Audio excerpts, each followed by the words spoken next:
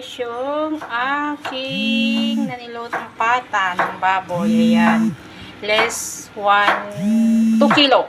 Ayan. 2 kilo yung bili ko dyan. Si Donna. Tumatawag si Donna. Ayan. Pinakuluan ko yan sa pineapple juice. Naginis ako sa bawang sibuyas. Na may toyo. Ayan. Tapos, nilagyan ko siya ng banana flour. Ayan.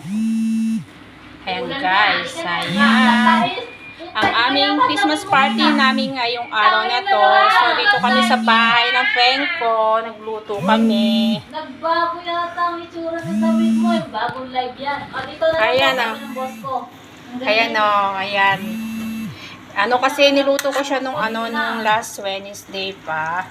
So, kaya ngayon patutuyuin ko na lang dito pa kasi Tangina, bago yung damit mo matagal kasi siyang kukuluan. Huwag mo lagyan ng Ayan, sipon, gago. guys. Ayan. Thank you for watching ang aking patang baboy.